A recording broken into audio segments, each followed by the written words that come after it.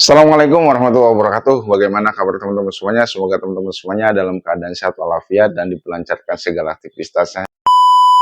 Teman-teman, ketika teman-teman punya pinjaman dan teman-teman pinjamannya macet, baik itu kur ataupun konvensional atau komersil, kemudian teman-teman pinjamannya itu pakai jaminan, dan ketika kita itu macet di perbankan atau di angsuran karena bunga denda juga sudah membengkak, lalu teman-teman ada intimidasi bahwasanya jaminan kita itu mau disita dari pihak perbankan. Simak videonya sampai selesai agar teman-teman semua bisa punya pengetahuan tentang perbankan ketika teman-teman semua itu kreditnya macet dan nanti teman-teman takut jaminannya itu bakalan disita dari pihak perbankan. Saya akan kasih solusinya ke teman-teman, jangan sampai ninggalin channel ini, nanti akan saya kasih solusinya.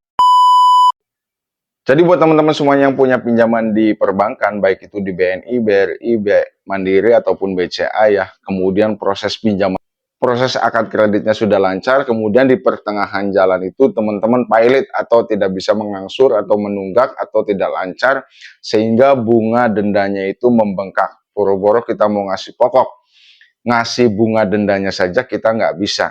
Nah, nanti teman-teman ada beberapa solusi yang wajib teman-teman ketahui sebelum teman-teman itu berpikiran bahwasanya wah jaminan saya bakalan diambil sama pihak perbankan, wah bakalan saya kehilangan rumah, wah saya bakalan kehilangan BPKB. Teman-teman bisa disimak ya. Sepengalaman saya teman-teman, ketika teman-teman itu punya kreditan kemudian macet ya, khususnya yang sistem permodalan, dan permodalan tersebut kita menggunakan jaminan ya. Contoh kita peminjaman itu 100 juta. Kemudian kita sudah berjalan, karena tenornya itu 5 tahun, kita sudah berjalan 3 tahun umpamanya. Kemudian di 2 tahun yang selanjutnya kita tidak bisa mengangsur atau kita itu sebagai nasabah macet. Karena usaha kita tuh collab ataupun pilot ya. Nah, teman-teman ada beberapa mekanisme yang harus teman-teman tempuh. Yang pertama, teman-teman bisa mengajukan surat pilot di pihak perbankan. Nah, nanti dari pihak perbankan akan mempertimbangkan dari surat yang sudah dilayangkan ke pihak perbankan dari kita ya, sebagai surat pilot kita diberikan pihak perbankan. Nah, nanti pihak perbankan akan memperhitungkan atau mempertimbangkan dari surat tersebut. Apa sih nanti hilang bunga denda ataupun kita secara nyata harus melakukan perpanjangan dari kontrak yang harusnya kita 2 tahun lagi diperpanjang lagi jadi 5 tahun. Jadi nanti tenornya itu diperpanjang lagi ya. Nah, nominal angsurannya nanti bisa berkurang. Contoh yang sembulannya nominalnya 2.700.000. Nah, nanti bisa dikurangin ke 2 juta umpamanya atau 1,5 juta dalam sebulan. Nah, itu pertimbangan yang pertama. Nah, kedua kalinya ketika kita itu mempunyai proses kredit macet dengan bunga denda yang membengkak, pokoknya kita nggak bisa kebayar, teman-teman ada sistem mediasi dengan pihak perbankan. Kita berikan kemampuan kita kepada pihak perbankan bahwasanya kita tuh mampunya dalam sebulan itu hanya bisa memberikan 100.000 dalam angsuran. Mau nggak mau dong, pihak perbankan itu harus menerima setelah nanti ada sistem mediasi. Mau itu sampai berapa tahun, mau sampai lunasnya kapan, bank tersebut harus bisa menerima angsuran sebesar 100.000 yang kita ajukan. Itu contoh yang kedua. Nah, contoh yang ketiga, ketika kita itu benar-benar collab macet dan bunga dendanya itu membengkak, teman-teman bisa cari saudara yang punya permodalan. Kita ajukan ke mereka untuk melunasi ke perbankan supaya tidak ada bunga denda yang berjalan atau yang membengkak lagi. Nah, nanti di situ ada sistem mediasi hilang bunga denda. Jadi kita membayarkan sisa pokok yang terhutang. Jadi seumpamanya kita kreditnya 5 tahun ya, dapat 100 juta. Kemudian sisa 2 tahun lagi. Nah, 2 tahun itu sisa pokoknya berapa? Nah, nanti di situ kita bisa ajukan untuk hilang bunga denda, sisa pokoknya aja yang kita bayar.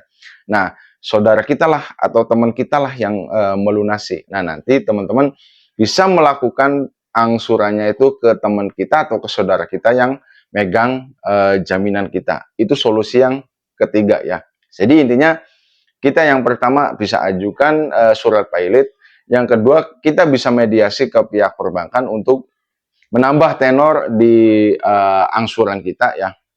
Yang ketiganya kita cari alternatif untuk melunasi hutang-hutang kita yang ada di perbankan, nantinya sistem jaminannya dipegang sama saudara atau sama teman. Nah, nanti di situ bisa hilangkan bunga denda dan bisa dibayarkan pokoknya saja. Nah, apabila kita nggak bisa semuanya, tiga-tiganya itu nggak bisa ditempuh sama kita, teman-teman, ketika teman-teman punya jaminan atau punya hutang di perbankan yang sifatnya macet atau tidak lancar, bunga denda membengkak, dan akhirnya ada intimidasi dari pihak perbankan atau pihak marketingnya bilang akan disita dari pihak perbankan, teman-teman nggak usah takut karena memang itu prosesnya panjang ya. Satu prosesnya panjang, di situ kita harus ada sistem yang harus kita tempuh di pengadilan. Nanti di situ bakalan ketemu nih, bakalan ketemu. Nah, yang pertama kan kita mengajukan dari 3 surat ini, dari 3 opsi ini tadi nggak bisa diterima sama pihak perbankan, tetap maunya disita saja ya, dan diajukan proses di pengadilan. Nggak apa-apa, nanti pihak hakim lah yang bakalan menentukan kita tuh harus ngangsur ulang atau perpanjangan plafon atau kita tuh harus seperti apa, nanti pihak di pengadilan yang mengurusi ya. Tapi di situ nanti prosesnya panjang. Yang pertama ketika kita itu posisi rumahnya, contoh jaminannya yang ditempati atau lokasinya itulah ada rumahnya ya, SHM-nya itu ada rumahnya dan rumahnya itu ditempati, maka dari pihak perbankan itu tidak semerta-merta langsung menyita jaminan yang ditempati sama kita, terkecuali jaminan kita atau SHM kita rumah kosong tidak ada tempat yang menempati, secara otomatis secara cepat akan dilelang atau disita dari pihak perbankan. Makanya buat teman-teman ketika punya pinjaman macet ya, menggunakan jaminan SHM ya, rumah tempat tinggal kita sendiri ya, teman-teman jangan ditinggal. Walaupun kita macet di perbankan, jangan ditinggal. Nanti ada proses penyelesaian di situ yang sangat-sangat mudah dan bisa dikerjakan sama kita sendiri. Nggak perlu bantuan tangan orang lain, itu bisa kita kerjakan sendiri ya. Nggak. Jadi yang penting SHM-nya sesuai dengan rumah kita sendiri, nanti bisa dibicarakan, bisa masuk. Walaupun kita nanti masuk ke pengadilan, itu masih bisa diusahakan lepas dari penyelesaiannya, itu bisa diselesaikan. Kalau rumahnya kitanya dikosongkan, contoh kitanya pergi ke mana atau kemana ya, tidak ada yang nempati rumah kitanya, secara otomatis akan mudah untuk disita atau dilelang. Tapi sekali lagi buat teman-teman yang punya kredit macet ya, bunga dendanya membengkak dan pokoknya saja nggak bisa dibayar, teman-teman ini prosesnya panjang. Ketika mau disita itu prosesnya panjang sekali, bukan setahun 2 tahun ya, bahkan bisa hampir 3 tahun. Itu belum tentu bisa menemukan titik terang ya. Karena apa? Karena ada sistem mediasi, sistem pengajuan pilot, ada sistem minta perpanjangan plafon atau lain sebagainya, atau nanti kita bisa menggunakan unsur saudara atau teman untuk melunasi ya. Jadi intinya ketika kita punya pinjaman di pihak perbankan yang menggunakan jaminan SHM tempat tinggal kita, teman-teman nggak usah khawatir.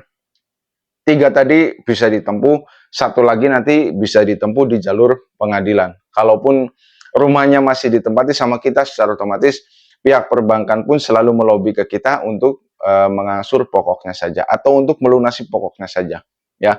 Kalau rumahnya kitanya kosong atau tempat jaminannya kita itu kosong, pasti mudah untuk disita ya. Dari situ kita dapat pelajaran bahwasanya kita itu harus berhati-hati untuk yang namanya permodalan dapat minjem ya, dan kita dipakainya tidak sesuai dengan jalur, secara otomatis kita akan sengsara sendiri atau akan kesusahan sendiri kalau kitanya teledor, kalau kitanya nggak berhati-hati. Tapi kalau seumpamanya kitanya dipercaya dari pihak perbankan sesuai dengan tupoksinya, kita pinjam dana untuk usaha, untuk kegiatan dagang atau untuk kegiatan bisnis yang lainnya, secara otomatis kita akan lebih dipercaya lagi ketika kita bisa ngangsur dengan lancar ya, akan dipercaya lagi dari pihak perbankan, bahkan bisa diberikan pinjaman yang lebih tinggi lagi dari pihak perbankan untuk permodalan kita ya.